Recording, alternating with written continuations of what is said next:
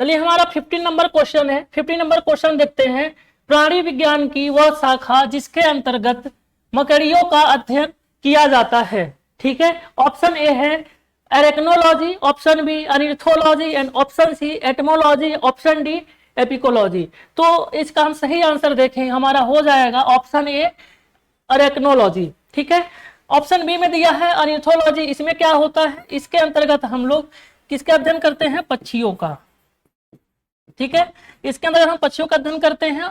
इसमें option C में दिया है एटमोलॉजी। इसमें क्या होता है, इसमें हम लोग कीटों का अध्ययन करते हैं। ठीक है, कीटों का अध्ययन करते हैं एटमोलॉजी के अंतर्गत। ठीक है, आप लोग कमेंट बॉक्स में जरूर बताइए कि एक क्वेश्चन है पोमोलॉजी के अंतर्गत किसका अध्ययन होता है ना। पोमोलॉजी के अंतर्गत किसका अध्ययन होता है, तो जो पोमोलॉजी है इसके अंतर्गत फलों का अध्ययन किया जाता है। ठीक है, इसका अध्ययन होता है पोमोलॉजी के अंतर्गत फलों का अध्ययन होता है। हम आगे बढ़ते हैं अपने नेक्स्ट क्वेश्चन पे, और हमारा क्वेश्चन नंबर है 16। क्या है देखते हैं। आयरन ऑक्साइड की उपस्थिति में एल्युमिनियम की कमी एक अत्यधिक उष्माक्षेपी प्रतिक्रिया है, इसे कहा जाता है। ऑप्शन ए सबटियर प्रतिक्रिया, ऑप्शन बी बीटिंग प्रतिक्रिया, ऑप्शन सी थाइमाइड प्रतिक्रिया एंड ऑप्शन डी लेंगसर प्रतिक्रिया। तो इसका सही आंसर आपका हो जाएगा ऑप्शन डी लेंगसर प्रतिक्रिया।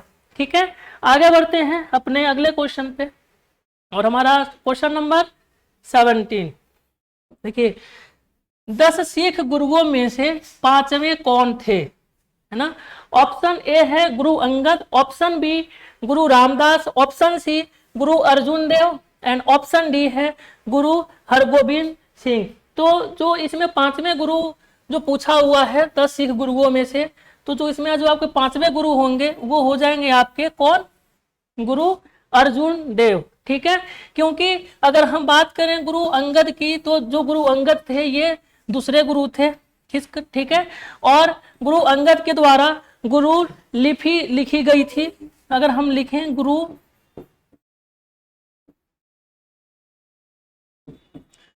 लिपि को किसके द्वारा लिखा गया था, गुरु अंगद के द्वारा।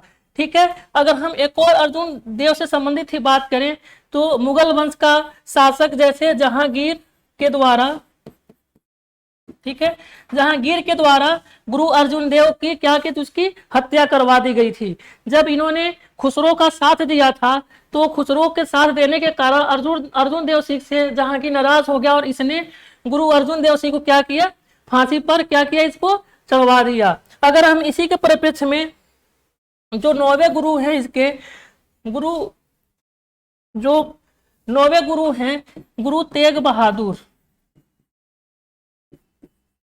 ठीक है, जो गुरु तेग बहादुर हैं ये सिख गुरुओं में 9वें गुरु हैं। इनको जिसने मरवाया था उसका नाम था औरंगजेब।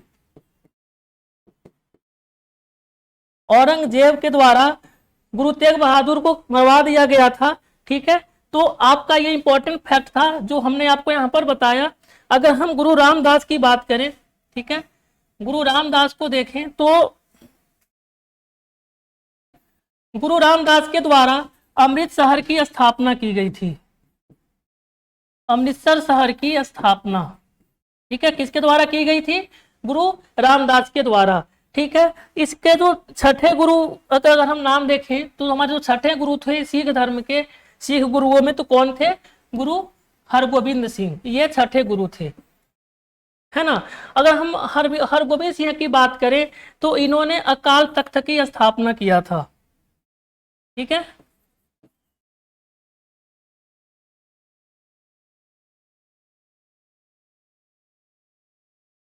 इनके द्वारा अकाल तख्त का स्थापना किया गया था। कौन किए थे, गुरु हरगोबिंद सिंह के द्वारा।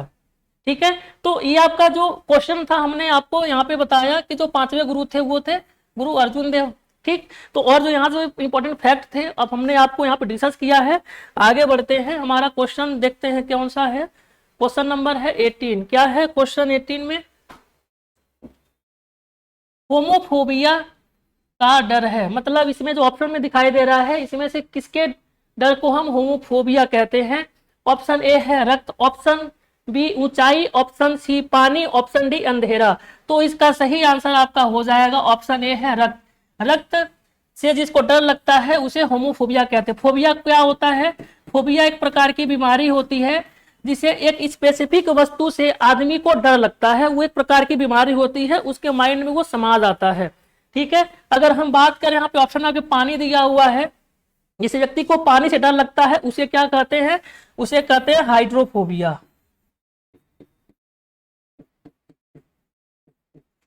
है ना, उसे कहते हैं हाइड्रोफोबिया।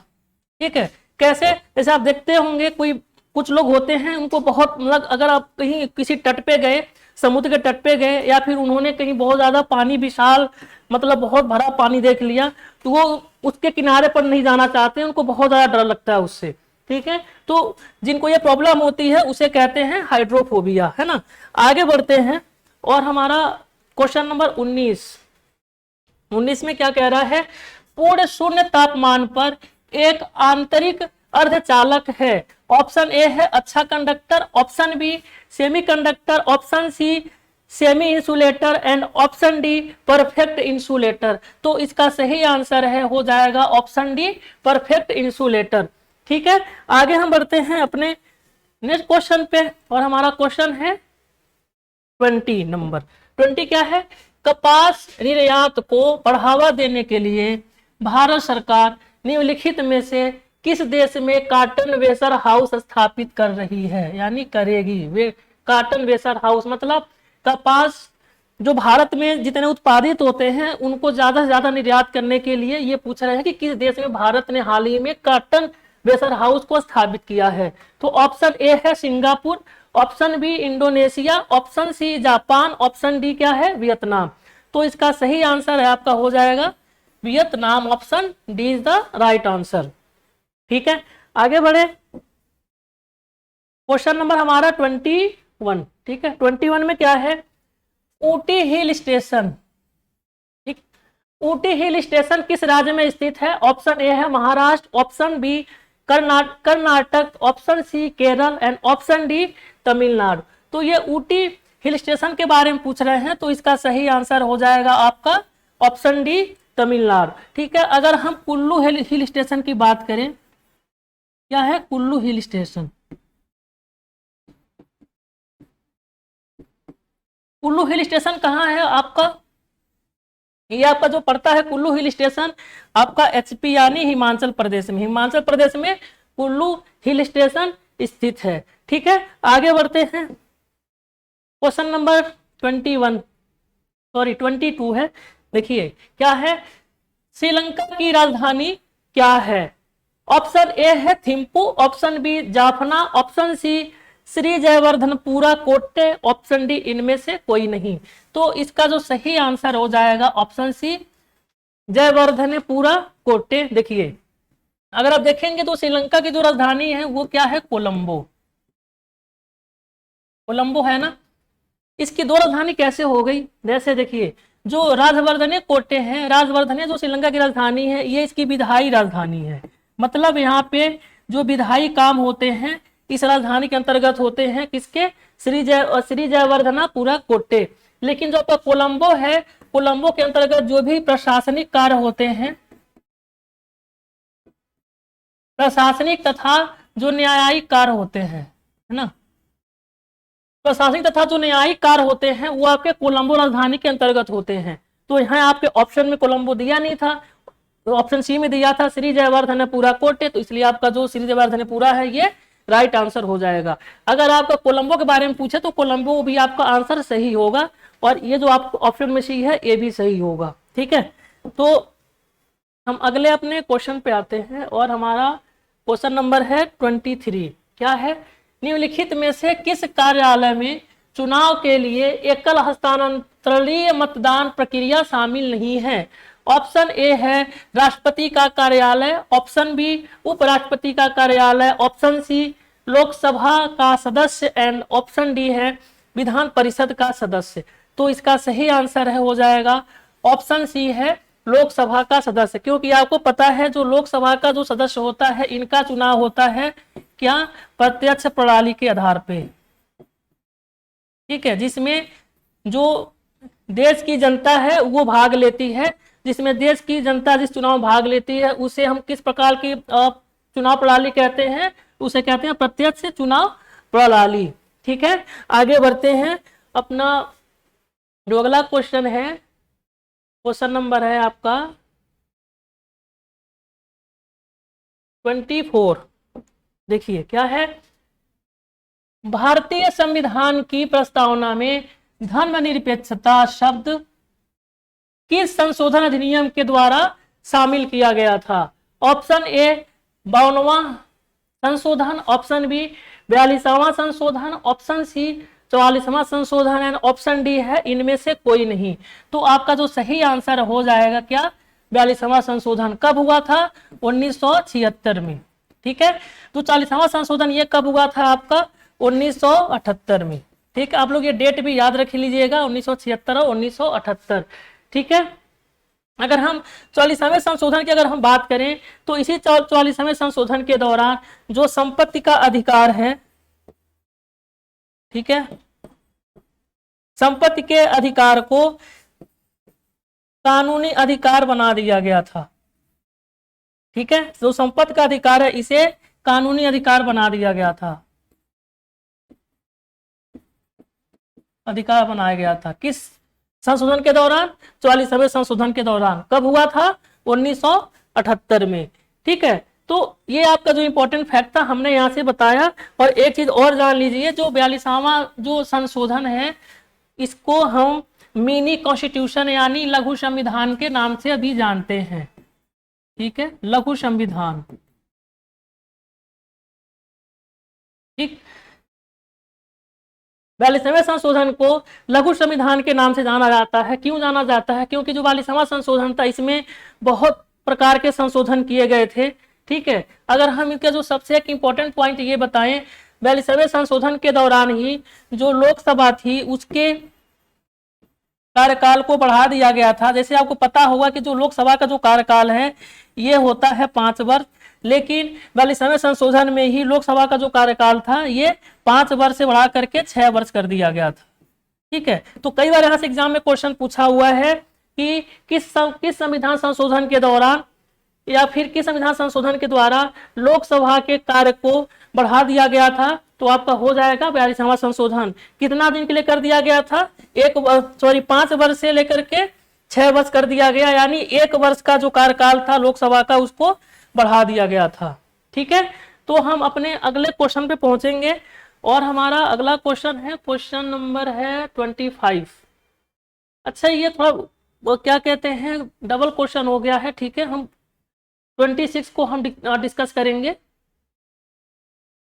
15 अगस्त 2020 को निम्न में से किस राज्य सरकार ने पढ़ाई तुहार पारा योजना शुरू किया? ठीक है, पढ़ाई तुहार पारा योजना शुरू किया। ऑप्शन ए है Jharkhand, option B Chhattisgarh, option C Uttar Pradesh, option D क्या है? बिहार। तो इसका सही आंसर हो जाएगा दोस्तों छत्तीसगढ़। ठीक है, ऑप्शन अपने क्वेश्चन पे आते हैं और हमारा जो अगला क्वेश्चन है क्वेश्चन नंबर है 27। देखिए क्या है, भारत सरकार ने किस देश में भारतीयों को निकालने के लिए ऑपरेशन गंगा मिशन चलाया है? ऑप्शन ए है चीन, option B Japan, option C Pakistan and option D Ukraine. और आपको इसका जो सही आंसर है पता चल ही गया होगा, क्योंकि ये बहुत ही आज के टाइम में वर्तमान समय में हाईलाइट मुद्दा है। रसिया और यूक्रेन का जो विवाद है वो रुकने का नाम नहीं ले रहा है, आपको भी पता है। तो इसी से हमने क्वेश्चन को बनाया। ये बहुत इंपॉर्टेंट क्वेश्चन है, आप लोग इसको क्या करिएगा, स्टार बना लीजिएगा, इसको नोट डाउन कर लीजिएगा। ये हो ना हो अगला जो आपका एग्जाम है उसमें उस पेपर में हो ना हो ये छपा हुआ हो, क्योंकि वर्तमान समय में जो सबसे बड़ा मुद्दा है यूक्रेन और रूस के जो बीच जो झगड़ा जो विवाद है उसको लेकर के, और इसके वजह से जो पूरी दुनिया है वो बिल्कुल से परेशान है। इसके वजह से तमाम सारे प्रॉब्लम्स आ रहे हैं, हमारी हर कंट्री की डैमेज वो जो इकोनॉमी है वो डैमेज हो रही है। ठीक है, अगर हम इसी के परिप्रेक्ष्य में एक और आगे देखें जो ऑपरेशन था, जैसे अभी बीते महीनों जो अफगानिस्तान पे जब तालिबानियों का अटैक हुआ था तो अफगानिस्तान में जो भारतीय फंसे थे उन्हें निकालने के लिए भारत सरकार ने एक मिशन चलाया था। उस मिशन यानी उस ऑपरेशन का नाम था ऑपरेशन देवी शक्ति। क्या नाम था उसका? ऑपरेशन ऑपरेशन देवी शक्ति, इसको आप लोग नोट डाउन कर लीजिएगा, मैं बता रहा हूं बहुत इंपॉर्टेंट है, ठीक है। और ये जो अफगानिस्तान का जो मामला, जो मसला था और यूक्रेन का मसला था, ये कहीं ना कहीं दोनों एक दूसरे को रिलेट कर रहा है। और यहाँ से क्वेश्चन हमें लगता है, यहाँ से क्वेश्चन पूरी संभावना है कि एग्जामर आपको एग्जाम में पूछेगा। तो अफगानिस्तान में जो ऑपरेशन सर चलाया गया था भारतीयों को निकालने के लिए, वो था ऑपरेशन देवी शक्ति। और यूक्रेन में जो चलाया गया था वो क्या है, ऑपरेशन गंगा मिशन, ठीक है। अब हम अपने क्वेश्चन जो है हमारा उस पर आते हैं। क्वेश्चन नंबर 28 क्या है, देखिए 28 क्वेश्चन है, कौन सा देश भारत के साथ सबसे लंबी क्षेत्रीय सीमा साझा करता है। हम ऑप्शन पे आते हैं। ऑप्शन ए है चीन, ऑप्शन बी पाकिस्तान, ऑप्शन जो सी है बांग्लादेश, एंड ऑप्शन डी क्या है, नेपाल। तो इसका सही आंसर है आपका हो जाएगा ऑप्शन सी है बांग्लादेश। और सबसे छोटा सीमा साझा कौन करता है, अफगानिस्तान, ठीक है, अफगानिस्तान, ठीक है। अब हम अगले क्वेश्चन पे आते हैं। क्वेश्चन नंबर है 19, क्या है, मिस वर्ल्ड बनने वाली पहली भारतीय महिला कौन थी। ऑप्शन ए है Sushmita Sen, option B Reita Faria, option C Aishwarya Rai, and option D है आपका डायना हेडन। तो इसका सही आंसर अगर हम देखें, किसके बारे में पूछ रहे हैं, ये मिस वर्ल्ड। तो जो आपकी पहली मिस वर्ल्ड थी वो आपकी रीता फायरिया थी। ऑप्शन बी इसमें सही है। कब बनी थी ये, 1966 में, ठीक है, 1966 में रीता फायरिया मिस वर्ल्ड बनी थी, ठीक है। अगर हम ऐश्वर्या राय की बात करें तो ऐश्वर्या राय भी मिस वर्ल्ड रह चुकी हैं, ये 1994 में बनी थी, ठीक है। अगर हम डायना हेडन की बात करें तो ये भी मिस वर्ल्ड रह चुकी हैं, ये कब बनी थी, ये बनी थी 1997 में, ठीक है। आप लोग इसका जो टाइम ड्यूरेशन है याद रखिएगा। तो ये जो क्वेश्चन, ये तो मान के चलिए बहुत कई बार एग्जाम में पूछा गया है, काफी पुराना क्वेश्चन हो गया है, जो मिस वर्ल्ड पहली कौन थी। लेकिन अब ये क्या कर सकते हैं, इसके जो डेट है इसको पूछ सकते हैं, ठीक है। तो Rita फायरिया 1966, Aishwarya Rai 1994, and Diana Hayden कब बनी थी, 1997। और जो एक और जो मिस वर्ल्ड है आपके भारतीय जो इंपॉर्टेंट, वो है प्रियंका चोपड़ा, ठीक है। प्रियंका चोपड़ा कब बनी थी, ये 2000 में बनी थी, ठीक है, सन 2000 में बनी थी। तो ये सारे डेट आपके इंपॉर्टेंट हैं। और अगर हम थोड़ा सा अगर हम लेटेस्ट जाने की बात करें तो जो मिस वर्ल्ड है, ठीक है, 2017 में जो भारतीय थी उनका नाम है मानुषी छिल्लर। मानुषी छिल्लर ये कहाँ की रहने वाली थी,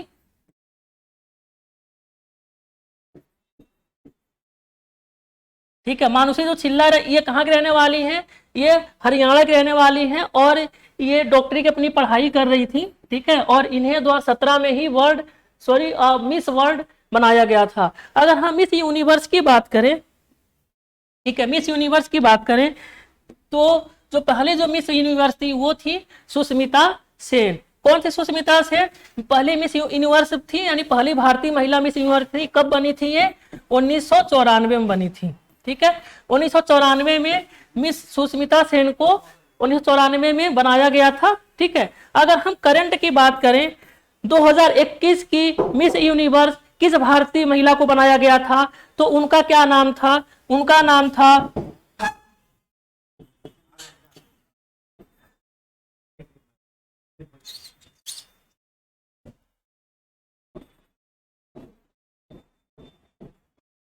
हरप्रीत कौर संधू। एक सेकेंड, जो 2021 में, ठीक है, 2021 में जो मिस यूनिवर्स जो बनाई गई थी उनका नाम था हरनाज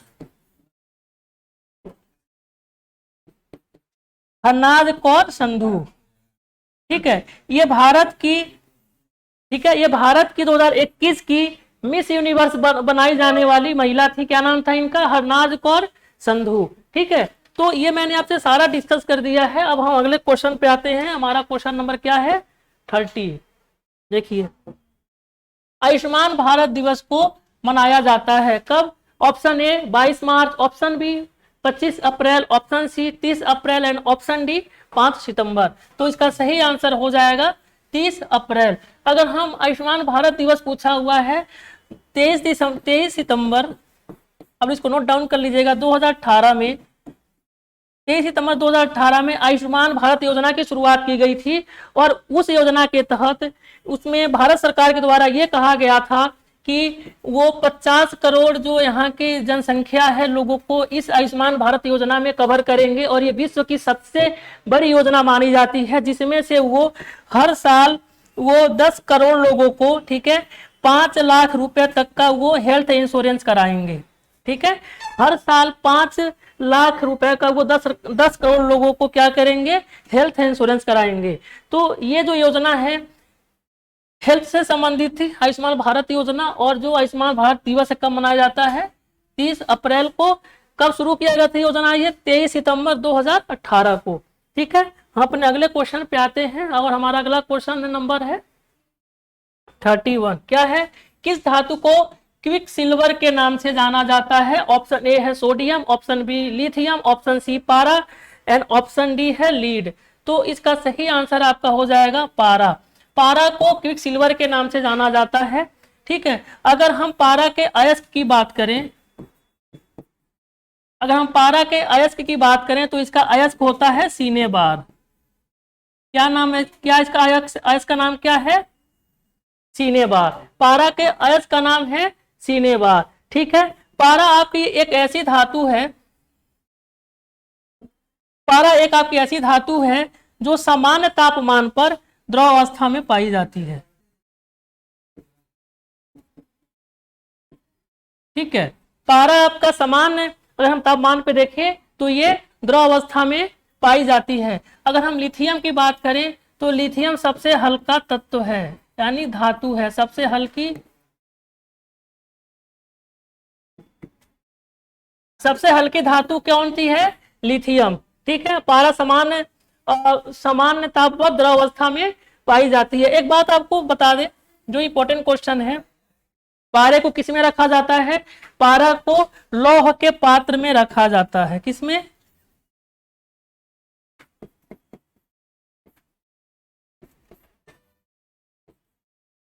ठीक है, पारा को लौह के पात्र में रखा जाता है। क्यों? क्योंकि पारा लोहे के साथ अपनी क्रिया नहीं करता है और इसीलिए पारा को लोहे के पात्र में रखा जाता है। कई बार यहाँ से एग्जाम में क्वेश्चन भी पूछा हुआ है।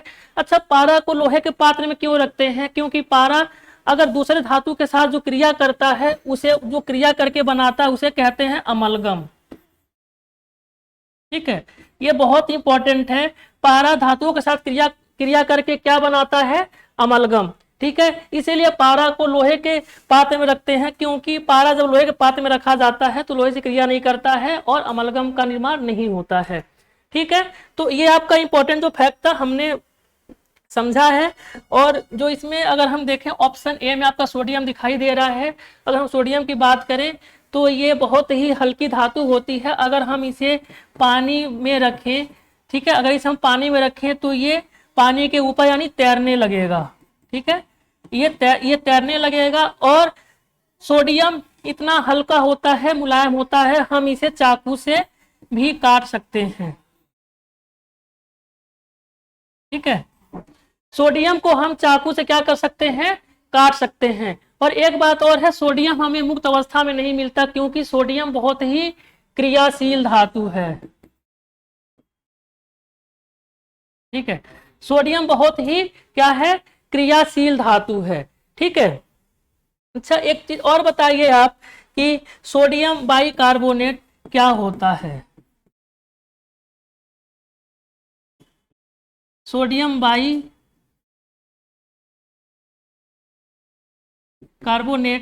क्या होता है? तो जो सोडियम बाइकार्बोनेट की अगर हम बात करें तो सोडियम बाइकार्बोनेट को ही हम बेकिंग सोडा के नाम से भी जानते हैं। कौन सा सोडा?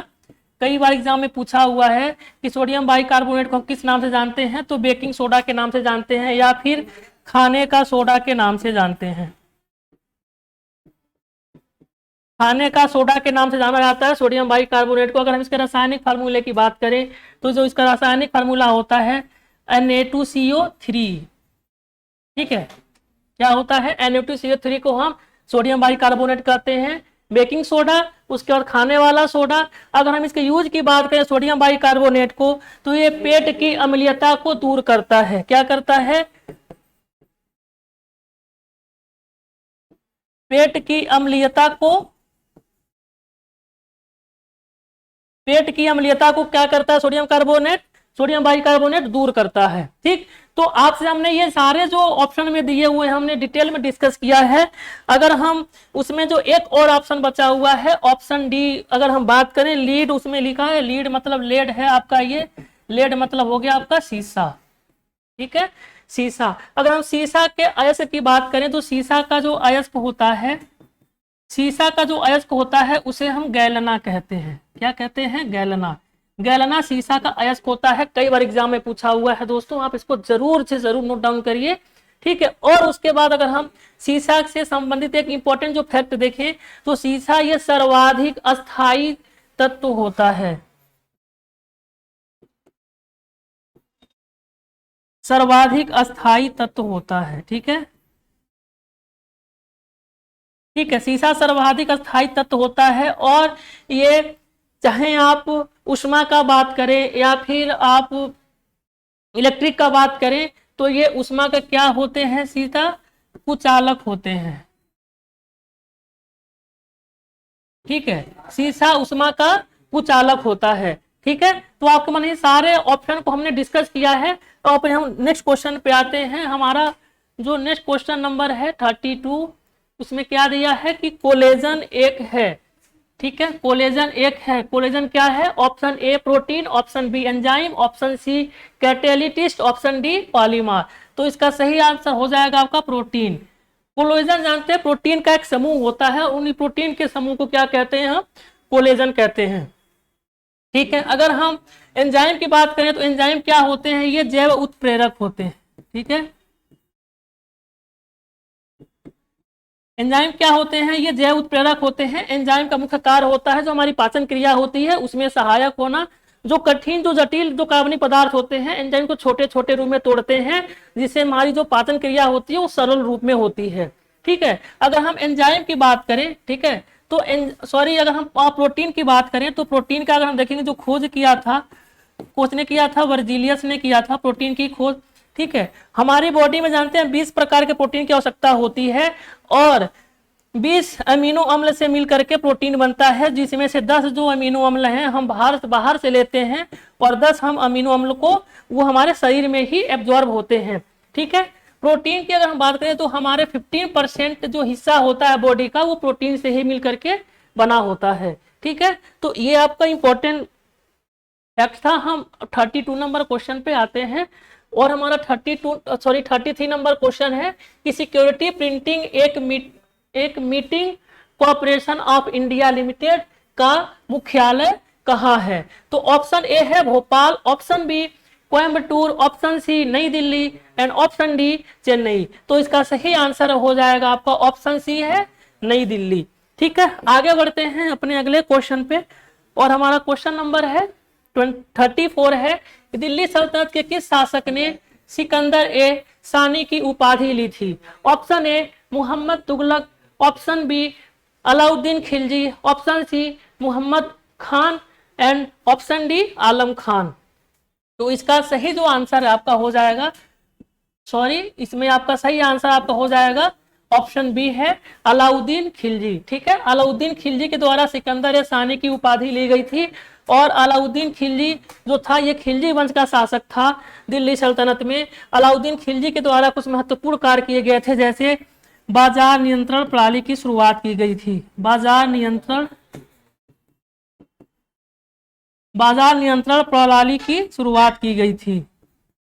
ठीक है, अलाउद्दीन खिलजी के द्वारा बाजार नियंत्रण प्रणाली की शुरुआत की गई थी और इसके साथ साथ इसने अपने सैनिकों को नकद वेतन देने का, ठीक है, नकद वेतन देने का इसने निश्चय किया था और उसके साथ साथ इसके द्वारा जो सेना का गठन किया गया वो अस्थायी रूप से कर दिया गया था, यानी इसने अस्थायी रूप से सेना का गठन किया था।